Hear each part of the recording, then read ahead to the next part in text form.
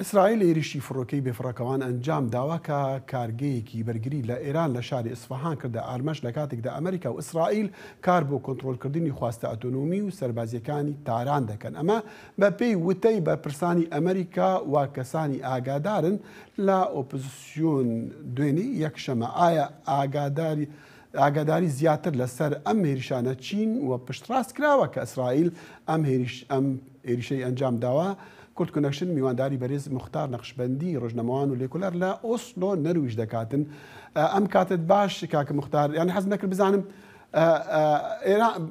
دەنگ و باس هەیە کە ئیسرائیل ئەم پەلامارەی کردووە، ئەوەی درۆن بە تایبەتی دوان، ئەوەی ئەوڕۆ کە لە سووریا لەسەر کۆمەڵانی کە سەر بە ئێرانن، ئەوەی دیکەش لە ناو ئێراندا. تا چەندێک ئەم هەواڵان دەتوانین پشتڕاست بکەین کە ئیسرائیل ئەم کارەی کردووە؟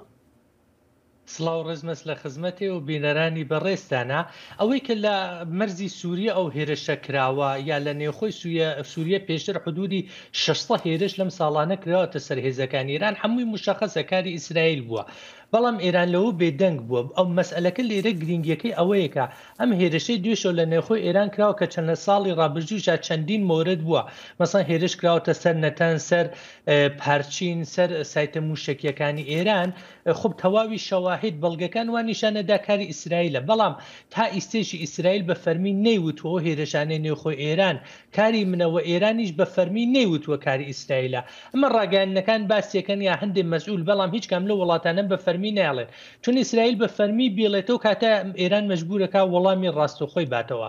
حتا ئێرانیش بە فەرمی ئیسرائیل تاوانبارکە، وەکو ئەوەی کە ئەم هێرشانەیە چەند ساڵ ڕابردوو کراوە، حتا گرنگترین و بێسڵام مهمترین کەسایەتی سەربازی ئێرانیش ترێو کراون لە نێوخۆی ئێرانە دانشمەندەکانیان کاری ئیسرائیل بۆ ئێران نێتوانی وە ڕاستەخۆ بڵێ کاریوە، چۆن بڵێ کاری ئەوە مەجبورە ڕاستەخۆ وەڵام بداتەوە. ئەمەش وەڵامی ئیسرائیلی دوارە لە دواو ئەبێت وە ئێران تووشی شەڕێکە کاکە لەو شەڕە ئێران ئەترسێ زەرەری تیاکە ئێران ئەوێ شەڕەکە نیابەتی بێ ئەل لە خاکی سووریا بێ. بەڵێ باشە کاک مختار، یعنی شوێنی ئێریشەکەی دوێنێ چەندی گرنگ بووە بە پێ زانیاری جەنابەت؟ بە پێوە شتانەیەکە زیاترمە شوێنێکی تاقیقاتی بووە، هێشتا دقیق مشخص نییە. بەشێ لە ڕاگەیاندنەکانی مەسەڵەن وڵاتانی تر باس لەواکە نەمە شوێنی دروستکردنی فڕۆکەی بێفڕۆکەوان بووە، هەروە مەسئولانی ئوکراینی کە ئاماژەیان پێکردووە. باشانێکی تر دەڵێن کاری موشک وە یا خەریکی موشکایکی پێشکەوتوو بوون کە پێڵێ مافۆخی سۆتیسا بە دوایەوە نێرانیەکان دروستیکەن. بەڵام تا ئەو جێوە خودی ڕاگەیاندنەکانی ئێران باسیەکەن شوێنێکی تاقیقاتی بووە. بەڵام لێرە یەک مەسەلە گرینگە ئەویشەوەی کە ئەم شوێنە تایبەت بووە.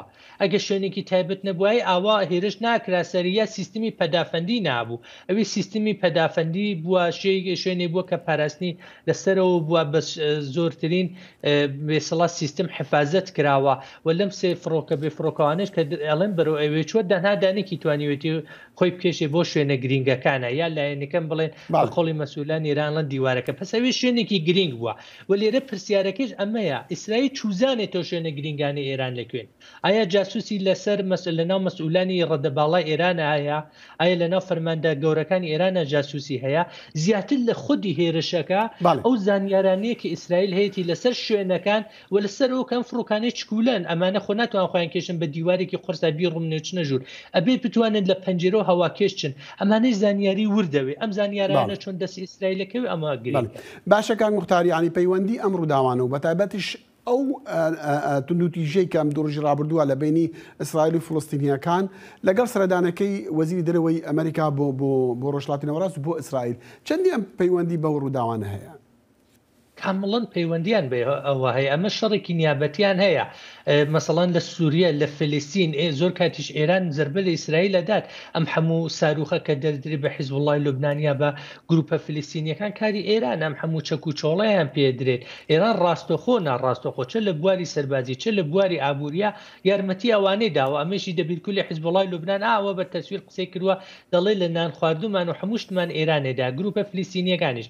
ئەوەی ئەمە شەڕێکی نیابەتی ئەکەن ئیسرائیلیەکان بەڵام مەسئلەکەی ئەمریکا جیاوازە شەڕی ئیسرائیل و ئێران ئیسرائیل زیاتر بۆ مانەوەی خۆی شەڕەکە و ئێرانیش بە دوایەوەی کە ئیسرائیل کۆکاتەوە لە قسەدا بەڵام لە عمل تا ئێستا هیچی نێک نەکراوە بەڵام مەسئلەکەی ئەمریکا شتێکی ترە ئەمریکا بۆی گرنگی ئەسان ڕژیمی ئێران بڕوخێت یان نا ئەمریکا دوشتی بۆ گرنگە یەکێکی ئەوەی کە ئێران نەبێتە ساحوی چەکی ناوەکی دومی ئەوەی کە ئێران لە منتەقە لەوە زیاتر دەستوقاچی خۆی درێژ نکاتەوە و بەرژەوەندی ئەمریکا هاوپەیمانی نەخاتەخەتە چونە من بە نەفعی رووسیا و چینە بێت کە بێسا ڕقیب و بە شێوەیەکی دژمنی ئیسای ئەمریکان بۆیە ئەمریکا زیاتر بە دوای ئەو مەسەلەوەیە خاڵی هاوبەشیان ئەتوانی بڵێن کۆنتترۆلی پرۆژەی ناوەکی ئێرانە بەڵام بە دوای ڕوخانەوە نین پێچەوانی و شتانێک کە باس برێز مختار نەخشبەندی ڕۆژنامەنووس و سولێکولار لە ئۆسلۆ نەرویش لەگەڵ کورد کۆنەکشن بوو زۆر سپاس سپاس بۆی و بەرنامە